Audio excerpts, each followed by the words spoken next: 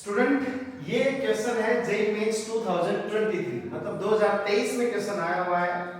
बड़ा अच्छा क्वेश्चन है। कहा गया है कि सिस्टम ऑफ लीनियर इक्वेशन है, तीन इक्वेशन आपको दे रखी है, हैव इनफाइनाइटली मेनी सॉल्यूशन। इस सिस्टम के पास इनफाइनाइटली मेनी सॉल्यूशन है। फिर कहा गया है ये दूसरा सिस्टम दिया है कि इसके पास कितने सॉल्यूशन होंगे, इनफाइनाइट होंगे, यूनिक सॉल्यूशन होगा, नो सॉल्यूशन होंगे या यूनिक सॉल्यूशन होगा। यहां पर तो इस कंडीशन को सेटिस्फाई करने वाला और यहां इसको कोशिश करते हैं स्टूडेंट। आसान क्वेश्चन है।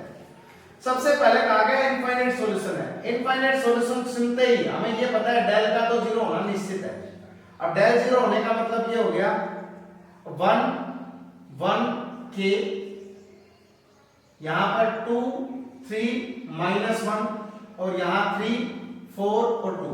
इन तीनों से कोफिशिएंट्स उठा लिए और इनको जीरो के इक्वल रखना है। तो अब स्टूडेंट यहां से 1 into 6 + 4 -1 into 4 + 3 plus k into ये गया 8 - 6 और दैट इज इक्वल्स टू 0। तो 10 माइनस का 7 प्लस का 2k इक्वल 0। ध्यान से देखो स्टूडेंट, क्या यही बन रहा है? तो यहां से तो कुछ तो गड़बड़ लग रहा है स्टूडेंट। 8 - 6 एक बार चेक कर लेता हूं। ये गया 6 माइनस का 9।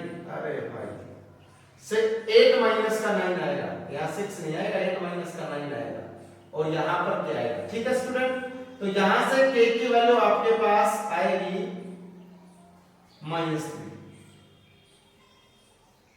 एक बार क्रॉस चेक कर लेते हैं डिटरमिनेंट को। ये गया 6 + 4 -1 के लिए 4 + 3 और k के लिए 8 - 9। ठीक है, और यहां से माइनस आ जाएगा k की वैल्यू +3।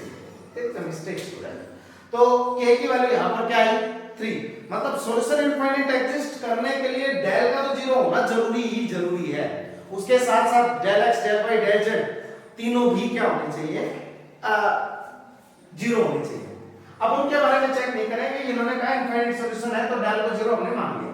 अब ये कह रहा है देन द सिस्टम दिस, तो भाई सिस्टम के अंदर k की वैल्यू 3 रख सकते हैं। 3 रखेंगे तो यहां आ जाएगा 4x, यहां आ जाएगा 3 × 2 6 - 1 5y that is equals to 7। यहां 3 रखेंगे 6 + 1 7x, यहां पर 3 रखेंगे 8y बराबर 10। ये हमारे पास दो इक्वेशन यहां से आई। अब इन दोनों इक्वेशंस के बारे में पूछ रहा है यूनिक सॉल्यूशन रखेगा इनफाइनाइट। अब स्टूडेंट ये तो सिंपल क्वेश्चन है, यूनिक सॉल्यूशन रखेगा कि नहीं रखेगा, कोफिशिएंट्स का रेशियो चेक कर लो। a1/a2 चेक करेंगे तो 4/7 हमें अच्छे से पता है ये इक्वल नहीं होता 5/8 के, और ये इक्वल नहीं होता तो ये सॉल्यूशन एग्जिस्ट करेगा यूनिक। अब यूनिक सॉल्यूशन तो एग्जिस्ट करेगा सर, यूनिक सॉल्यूशन तो इधर भी है और इधर भी, तो ये दोनों तो ऑप्शन कट गए।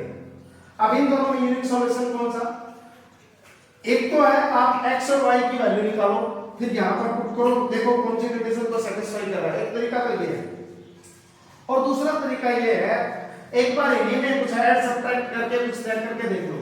अगर मैं स्टूडेंट इसमें से ये सब्ट्रैक्ट करूं, क्या करूं, माइनस, तो 7x - 4x 3x, 8y - 5y, इसमें से ये घटा रहा हूं स्टूडेंट, प्लस का 3y और 10 - 7 3 कॉमन लेके कैंसिल आउट कर दो, हमारे पास आ गया x + y = 1।